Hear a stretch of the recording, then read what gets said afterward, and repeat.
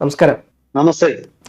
കൂടംകുളം ആണവ റിയാക്ടറിലെ ഒരുപാട് രേഖകൾ, ഏകദേശം 10,000-ഓളം വരുന്ന രേഖകളെല്ലാം പുറത്തു പോയി എന്നുള്ള തരത്തിൽ ഇന്നലെ വാർത്തകളെല്ലാം വന്നു. ഇതെല്ലാം ഡാർക്ക് വെബിൽ ഔദ്യോഗികമാണെന്നുള്ളത് തലത്തിലുള്ള വാർത്തകളൊക്കെ ഒരു അന്താരാഷ്ട്ര തലത്തിലുള്ള ഏജൻസികളെല്ലാം പുറത്തു വിട്ടായിരുന്നു. പക്ഷെ ഇതൊക്കെ നോക്കിക്കഴിഞ്ഞാൽ വളരെയേറെ ഗൗരവമായി, ഇന്ത്യയിലെ തന്നെ ഏറ്റവും വലിയ ആണവ റിയാക്ടറാണ് ഈ കൂടംകുളത്തുള്ളത്.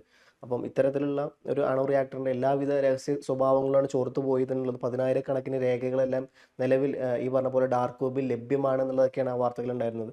അപ്പം കാര്യങ്ങൾ ഇങ്ങനെയാണെന്നുണ്ടെങ്കിൽ ഇതിൻ്റെ ഗൗരവം വളരെ വലുതാണ്. യഥാർത്ഥത്തിൽ എന്താണ് അവിടെ സംഭവിച്ചുകൊണ്ടിരിക്കുന്നത്? ഇന്നലെ ഇന്ത്യയുടെയും അതുപോലെ അന്താരാഷ്ട്ര തലത്തിലുള്ള മാധ്യമങ്ങളും ഒക്കെ തന്നെ പ്രസിദ്ധീകരിച്ച അതീവ ഗൗരവമുള്ള ഒരു വാർത്തയാണ് കൂടംകുളം നിലയത്തിൽ സംബന്ധിച്ചിട്ടുള്ള സുപ്രധാന വിവരങ്ങളുടെ ചോർച്ച. ഈ വിവരങ്ങൾ അടങ്ങിയ 19,000 ഫയലുകൾ വേൾഡ് ലീക്സ് എന്ന് പറയുന്ന ഒരു റാൻസം വെയർ ഗ്രൂപ്പ് അത് ഹാക്ക് ചെയ്യുകയും അത് ഡാർക്ക് വെബിൽ പ്രസിദ്ധീകരിക്കുകയും ചെയ്തു എന്നാണ് വാർത്ത. ഡാർക്ക് വെബിൽ KKNB എന്നുള്ള സെർച്ച് ടേം ഉപയോഗിക്കുന്നവർക്കെല്ലാം ഈ 19,000-ഓളം ഫയലുകൾ അക്സസിബിൾ ആണ് എന്നും വാർത്തകളുണ്ട്. ഈ വേൾഡ് ലീക്സ് എന്ന് പറയുന്ന റാൻസം വെയർ ഗ്രൂപ്പ് ഇന്ത്യയെ ടാർഗറ്റ് ചെയ്യുന്ന ഒരു മാൾവെയർ അല്ലെങ്കിൽ ഒരു ഹാക്കർ ഗ്രൂപ്പാണ്. ഇവര് മുൻപ് ടാറ്റ ഗ്രൂപ്പിനെയും ടാർഗറ്റ് ചെയ്തിരുന്നു. ഇപ്പോ ഇവിടെ സംഭവിച്ചിരിക്കുന്നത്, ഞാൻ ഇതുവരെയുള്ള വാർത്തകളിൽ നിന്നും ഞാൻ മനസ്സിലാക്കുന്നത്, അനിൽ അംബാനിയുടെ റിലയൻസ് ഇൻഫ്രാസ്ട്രക്ചർ ഗ്രൂപ്പിൽ നിന്നുമാണ് ഇതിന്റെ ചോർച്ച സംഭവിച്ചിരിക്കുന്നതെന്നാണ്. പക്ഷെ അവരുടെ ഈ പറയുന്ന ഡാറ്റ ഒക്കെ ഉള്ള സൂക്ഷിച്ചിരിക്കുന്നത്, ഹോസ്റ്റ് ചെയ്തിരിക്കുന്നത് യോട്ട എന്ന് പറയുന്ന മറ്റൊരു തേർഡ് പാർട്ടിയാണ്. ആ തേർഡ് പാർട്ടിയുടെ നിന്നായിരിക്കാം ഇത് ചോർന്നു പോയിരിക്കുന്നത്. ഇത് സംബന്ധിച്ച് nuclear power corporation of India limited, അവരുടെ കീഴിലാണല്ലോ ഇന്ത്യയുടെ ആണവ വൈദ്യുത നിലയങ്ങളൊക്കെ തന്നെ. അവർ പറയുന്നത് ഈ നിലയത്തിന്റെ സുരക്ഷയെ ബാധിക്കുന്ന യാതൊരു വിവരവും ചോർന്നു പോയിട്ടില്ല, ഹാക്ക് ചെയ്യപ്പെട്ടിട്ടില്ല എന്നുള്ളതാണ് nuclear power corporation of India limited പറയുന്നത്. പക്ഷേ വിദേശ വാർത്താ ഏജൻസികളായ റോയിട്ടേഴ്സ് ഒക്കെ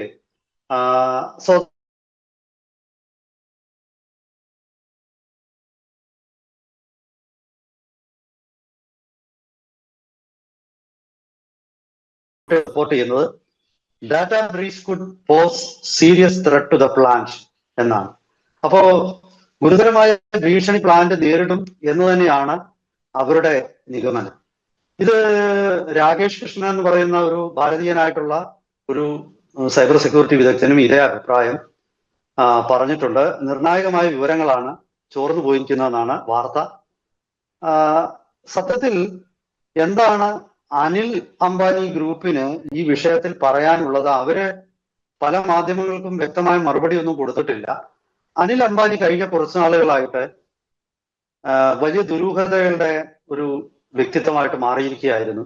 ഇടയ്ക്ക് ഇയാള് കേന്ദ്ര സർക്കാരിനെ അട്ടിമറിക്കാനായിട്ട് ശ്രമിച്ചെന്നും ആ ശ്രമത്തിൽ പങ്കെടുത്തുകൊണ്ടാണ് മുൻ ഉപരാഷ്ട്രപതി ജഗ്ദീപ് ധൻഖറോട് പുറത്ത് പോകാനായിട്ട് ആവശ്യപ്പെട്ടിരുന്നതും അങ്ങനെയൊക്കെയുള്ള വാർത്തകൾ പോലും വന്നിരുന്നു. പക്ഷെ അങ്ങനെയാണെങ്കിൽ കേന്ദ്ര സർക്കാരിന് അനിൽ അംബാനിക്കെതിരെ നടപടികൾ സ്വീകരിക്കാമായിരുന്നു. അനിൽ അംബാനിക്കെതിരെ യാതൊരു നടപടിയുമില്ല. പക്ഷെ ഇയാളുടെ ഓഫീസുകളിലും ഇയാളുടെ മറ്റ് വീട് ഉൾപ്പെടെയുള്ള മറ്റു പല ഇദ്ദേഹത്തിന്റെ കേന്ദ്രങ്ങളിലും എൻഫോഴ്സ്മെന്റ് ഡയറക്ടറേറ്റ് റെയ്ഡും ഒക്കെ നടന്നിരുന്നു. എന്തായാലും ശരി, അനിൽ അംബാനി ഗ്രൂപ്പ് ഈ ഒരു ഇന്ത്യൻ മാധ്യമങ്ങളോടൊന്നും അവർ സംസാരിച്ചിട്ടില്ല. വിദേശമായി റോയിട്ടേഴ്സ് പറയുന്നത് അവര് പ്ലാന്റിനകത്തിൽ ചെറിയ വീഴ്ചകൾ, സെക്യൂരിറ്റി ബ്രീച്ച് സംഭവിച്ചു എന്നുള്ളത് അവർ സമ്മതിച്ചു എന്നാണ്. എനിക്ക് അതിന്റെ ആരെങ്കിലും ആ ഗ്രൂപ്പിന്റെ ഏതെങ്കിലും വ്യക്തിയെ കോട്ട് ചെയ്തുകൊണ്ടൊന്നും അല്ല ഈ വാർത്ത റോയിട്ടേഴ്സ് പ്രസിദ്ധീകരിച്ചിരിക്കുന്നത്. അപ്പോ വേൾഡ് ലീക്സ് എന്ന ഹാക്കിംഗ് ഗ്രൂപ്പ്, ഞാൻ മുമ്പ് പറഞ്ഞ പോലെ ഇവരുടെ ഒരു ജോലി എന്ന് പറയുന്നത്, ഇവർ നേരത്തെ പല അന്താരാഷ്ട്ര തലത്തിലുള്ള വലിയ കോർപ്പറേറ്റുകളെയൊക്കെ ഹാക്ക് ചെയ്തിട്ട് അവര് ചില വിവരങ്ങൾ പുറത്തുവിടും. ബാക്കി വിവരങ്ങൾ പുറത്തു വിടാതിരിക്കണമെങ്കിൽ നിങ്ങൾ ഞങ്ങൾക്ക് ഇത്ര കോടി രൂപ തരണം എന്ന് ആവശ്യപ്പെടും. അത് കണക്കിലാണ് അവർ ആവശ്യപ്പെടുന്നത്. അപ്പോ അങ്ങനെയുള്ള ഒരു ആവശ്യം അവർ ഉന്നയിച്ചതായിട്ടൊക്കെ ആണ് ഇപ്പൊ പുറത്തു വരുന്നത്. എന്തായാലും ശരി, നമുക്ക് ഈ ഡാറ്റ ബ്രീച്ച്. ഹലോ. സാർ കേൾക്കുന്നുണ്ട്. എന്തായാലും ശരി, ഡാറ്റ ബ്രീച്ച് നടന്നിരിക്കുന്നു എന്നുള്ള ഒരു കാര്യം ഇപ്പോൾ വളരെ വ്യക്തമാണ്. അത് എത്രത്തോളം നിലയത്തിന്റെ പിന്നെ സുരക്ഷിതത്വത്തെ ബാധിക്കുമെന്ന് നമുക്ക് അറിഞ്ഞുകൂടാ. വാർത്തകൾ അനുസരിച്ചിട്ട് ഈ പിന്നെ പ്ലാന്റിന്റെ ബ്ലൂ പ്രിന്റ്, അതായത് കൂടംകുളം ആണവ വൈദ്യുത നിലയവുമായിട്ട് അതിന്റെ പല ഭാഗങ്ങളുടെയും ബ്ലൂ പ്രിന്റുകള്, അതുപോലെ ഇവർക്ക് കൊടുക്കുന്ന സപ്ലയർ, ഇവർക്ക് യുറേനിയം ഉൾപ്പെടെയുള്ളത് സപ്ലൈ ചെയ്യുന്ന ആൾക്കാരുടെ ഡീറ്റെയിൽസ്, അങ്ങനെ നിരവധി തന്ത്രപ്രധാനമായ കാര്യങ്ങൾ ഇപ്പൊ തന്നെ ഡാർക്ക് വെബിൽ അവൈലബിൾ ആണെന്നാണ്. അപ്പോ തീവ്രവാദ ഗ്രൂപ്പുകൾക്കാണെങ്കിലും ശരി, അതല്ലെങ്കിൽ ഇന്ത്യയുടെ ശത്രു രാഷ്ട്രങ്ങൾക്കാണെങ്കിലും ശരി, അവർക്ക് അവരുടെ കൈവശം ഇതൊക്കെ എത്തിച്ചേരുക എന്നുള്ളത് അതീവ ഒരു ഗൗരവമായിട്ടുള്ള വിഷയമായിട്ട് തന്നെയാണ് ഞാൻ കാണുന്നത്.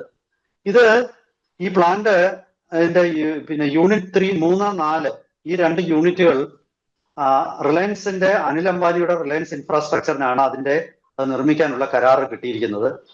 ഈ കരാറ് പിന്നെ ഇവർ ഇതുവരെ ഈ യൂണിറ്റുകൾ നിർമ്മിച്ചിട്ടില്ല. അപ്പോൾ ഈ നിർമ്മാണം നടന്നുകൊണ്ടിരിക്കുന്ന യൂണിറ്റുകളുടെ തന്ത്രപ്രധാനമായിട്ടുള്ള വിശദാംശങ്ങളാണ് ഇപ്പോൾ ഡാർക്ക് വെബിൽ അവൈലബിൾ ആയിരിക്കുന്നത് എന്നാണ് സൂചന.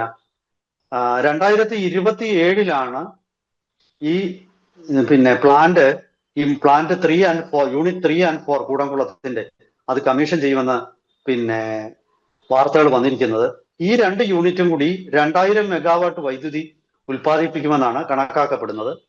ഈ കൂടംകുളം നിലയത്തിലെ എല്ലാ യൂണിറ്റുകളും കൂടെ ചേർന്നാൽ എനിക്ക് തോന്നുന്നു 12,000 ആ ലെവലിലുള്ള മെഗാവാട്ട് വലിയ ഒരു വൈദ്യുതി പ്ലാന്റ് ആണ്.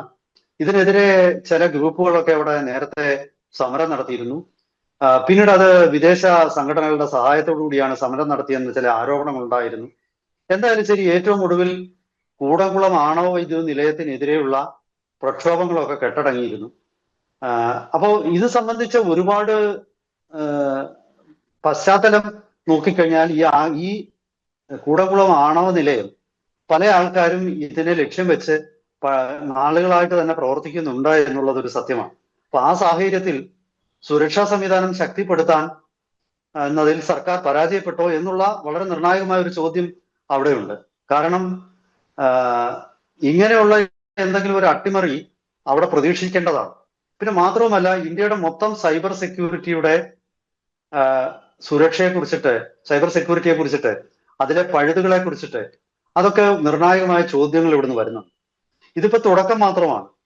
ഈ ഇന്ത്യ സൈബർ സെക്യൂരിറ്റി ഏജൻസി എന്നുള്ള സർക്കാരിന്റെ ഒരു വിഭാഗമുണ്ട്. അവരാണ് ഇത്തരം ഹാക്കിങ്ങോ സൈബർ ആക്രമണങ്ങളോ ഒക്കെ നടക്കുമ്പോൾ വളരെ വേഗത്തിൽ റെസ്പോണ്ട് ചെയ്യുന്നത്. മറ്റ് സെക്യൂരിറ്റി ഏജൻസികളെക്കാൾ മുമ്പേ ഫസ്റ്റ് റെസ്പോൺസ് ചെയ്യുന്ന ഏജൻസിയാണിത്. അപ്പൊ അവര് ഈ വിഷയത്തിൽ അന്വേഷണം തുടങ്ങി കഴിഞ്ഞിരിക്കുന്നതായിട്ടാണ് വാർത്തകൾ പുറത്തു വരുന്നത്. 2016 മുതൽ 2025 വരെയുള്ള കാലഘട്ടത്തിലെ നിർണായകമായ രേഖകളാണ് ഇപ്പോൾ ഡാർക്ക് വെബിലൂടെ പുറത്തു വന്നിരിക്കുന്നത്.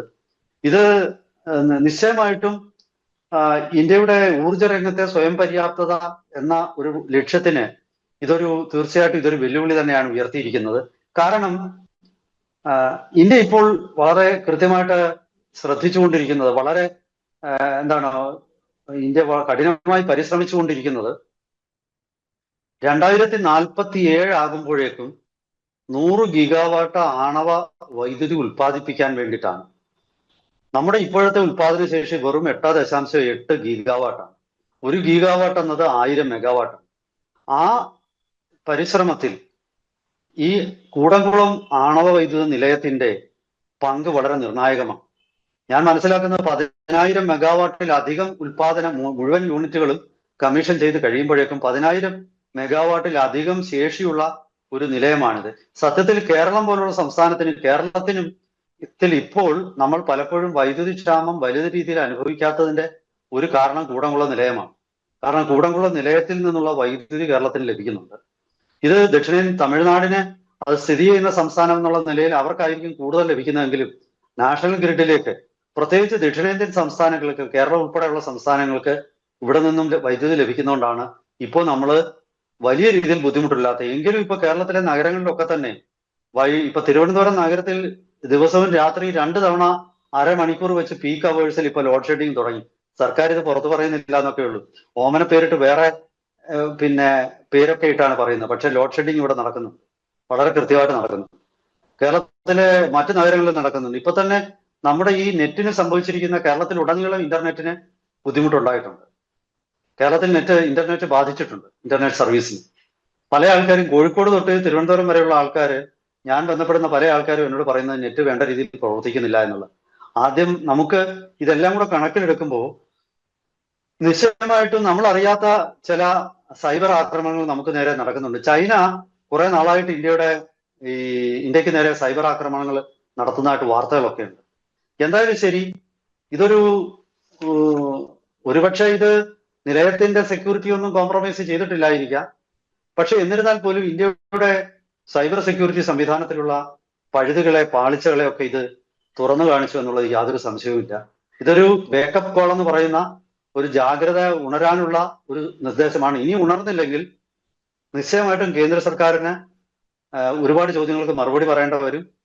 നിർണായകമായ സൈബർ സെക്യൂരിറ്റി രംഗത്ത് ഒരു വീഴ്ച എന്നത് ഒരു കാരണവശാലും അംഗീകരിക്കാൻ പറ്റുന്നതല്ല.